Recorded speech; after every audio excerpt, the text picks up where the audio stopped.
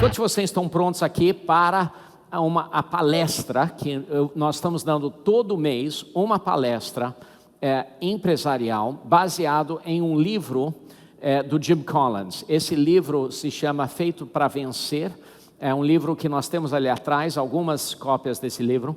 E esse livro é baseado em um estudo que o Jim Collins fez das 500 empresas do S&P 500 lá nos Estados Unidos. Agora, essas empresas, como vocês sabem, para uma empresa entrar no S&P 500 nos Estados Unidos, a empresa tem que ser uma empresa muito boa. Tem que passar por um monte de auditorias, tem que ser analisada, tem que ser aprovada, tem que fazer o IPO dela, muitas coisas boas têm que acontecer.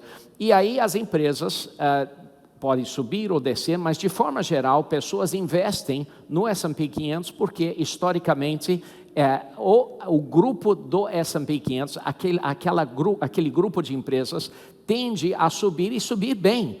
Mas existem algumas empresas que têm uma performance excepcionalmente até melhor do que o S&P 500. E o Jim Collins decidiu analisar as empresas que tiveram durante 15 anos, conseguiram manter um crescimento 3,5 vezes maior do que o S&P 500. Coloca o gráfico aí para mim, só para a gente ver rapidamente. Esse gráfico mostra que algumas empresas, apenas 11, conseguiram ter um ponto de inflexão, onde acompanharam o S&P 500 durante 15 anos, e depois teve um momento na história delas em que algumas coisas mudaram, e depois, durante 15 anos, conseguiram manter um crescimento de 3,5 vezes acima do S&P 500. E o Jim Collins decidiu analisar as condições, as coisas que agruparam essas empresas. O que fez com que essas empresas se tornassem diferentes. E ele encontrou 9 coisas, 9 aspectos dessas empresas. Mas hoje eu quero falar com vocês sobre o conceito ouriço. Eu tenho um amigo, na realidade, ele é meu cunhado, e ele acabou de mudar de casa. Ele mora no estado de Nova York, e ele mora no norte do estado de Nova York. Ele morou numa casa durante quase 20 anos, e essa casa, muitas das casas nos Estados Unidos, quase todas, elas são feitas de madeira, e uma das grandes preocupações de casas nos Estados Unidos são cupins. No Brasil não é tanto preocupação, apesar de ter cupins aqui, mas a maioria das casas são feitas de alvenaria. Mas nos Estados Unidos as casas realmente são feitas de madeira com drywall em volta, mas a base da casa é feita de madeira, então cupim realmente é um problema. E muita da casa dele foi corroída por cupim, então ele teve que gastar muito dinheiro, e ele falou assim, ficou chateado, e ele encontrou essa casa moderna, que era feita de madeira ecológica, madeira feita de plástico, não era madeira feita de árvores. E ele ficou apaixonado por essa casa, ele ficou olhando nessa casa. Finalmente, ele convenceu a minha irmã de gastar o dinheiro, compraram a casa, e essa semana mudaram para a casa e estavam felizes da vida até essa semana, quando encontraram centenas de ouriços que moram debaixo da casa dele. E esses ouriços, aqui nós brasileiros, nós não conhecemos muito sobre ouriços. E os ouriços que nós temos aqui no Brasil são diferentes dos ouriços que tem lá nos Estados Unidos. Os ouriços no Brasil são um pouquinho mais agressivos, são maiores e são mais como porco-espinhos aqui no Brasil. Mas os ouriços americanos são bonitinhos, são legaisinhos. Muitas pessoas têm os ouriços até como bichinhos de estimação. Você pode comprar e guardar o ouriço em casa, numa caixinha. Aqui é ilegal fazer isso, mas lá nos Estados Unidos eles fazem isso. E esses ouriços, eles têm centenas. E esses ouriços estão debaixo da casa. Sabe o que eles fazem? Eles comem aquela madeira de plástico. Então meu genro, ele estava todo feliz que ele entrou numa casa que assim era prova de cupim.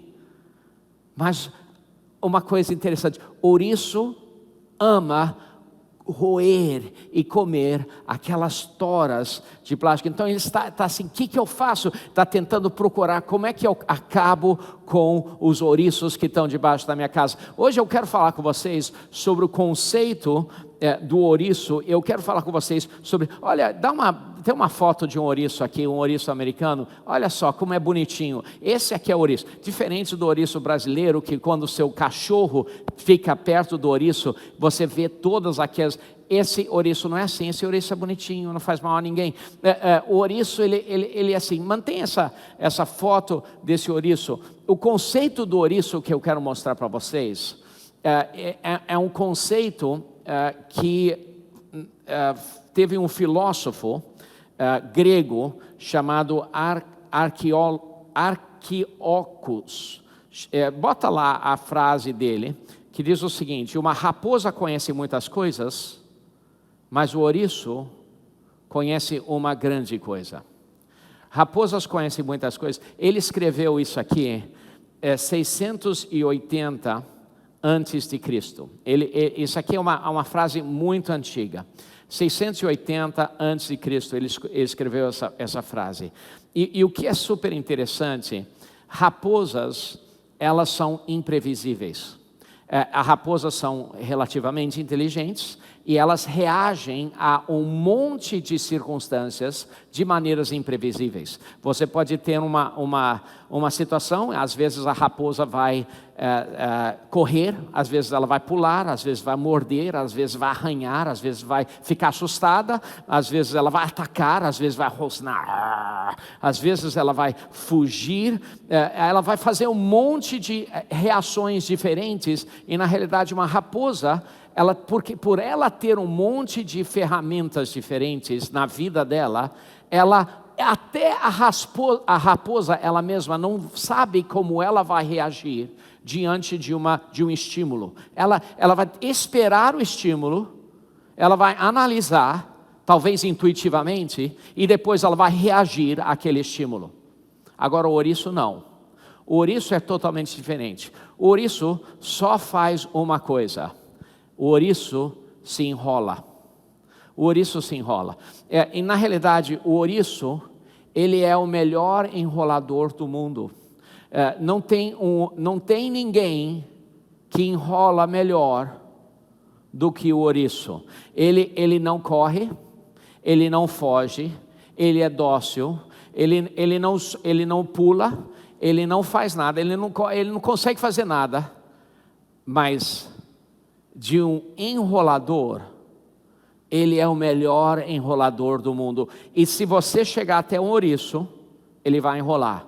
Se você ameaçar ele, vai enrolar. Qualquer coisa que você fizer, ele vai enrolar. Qualquer ameaça, qualquer estímulo, ele enrola. Qualquer coisa ele enrola. E ele é altamente protegido. Ele sempre faz a mesma coisa. A raposa não, ela faz tudo quanto é coisa. E existe um grande poder que vem naquilo, porque o ouriço sempre reage da mesma coisa, da mesma forma. Hoje nós vamos aplicar o conceito do ouriço às nossas empresas. Hoje nós vamos aplicar esse conceito às nossas empresas. A raposa, ela faz muitas coisas. A raposa consegue fazer muitas coisas, mas o ouriço conhece uma grande coisa. Uma grande coisa. Imagina se as nossas empresas pudessem achar o que nós pudéssemos fazer melhor do que qualquer outra empresa do mundo. Imagina. Difícil, mas imagina. O ouriço encontrou o que ele pode fazer melhor do que qualquer outra pessoa do mundo. Ele pode se enrolar. Mas imagina se a nossa empresa pudesse encontrar uma coisa que pudesse fazer melhor do que qualquer outra empresa do mundo. Difícil, mas imagina. Agora, imagina que a gente pudesse fazer isso e gostar de fazer isso ao mesmo tempo. Imagina se a gente pudesse fazer alguma coisa melhor do que qualquer outra empresa do mundo. E imagina que se a gente pudesse amar fazer isso também. Seria bom. Agora, imagina se a gente pudesse fazer uma coisa melhor do que qualquer outra pessoa, outra empresa do mundo. Imagina se a gente pudesse amar fazer isso. Puxa, que legal, vou acordar hoje e eu vou fazer isso. E imagina se ao mesmo tempo a gente pudesse ganhar dinheiro fazendo isso. Puxa, beleza, né? Bota o gráfico aí do conceito do ouriço para mim. Esse é o conceito do ouriço. E nós vamos falar sobre isso hoje. Imagina se você pudesse colocar sua empresa na interseção dessas três coisas. Talento, você encontrar o que você faz melhor do que qualquer outra empresa. Paixão, encontrar o que você ama fazer.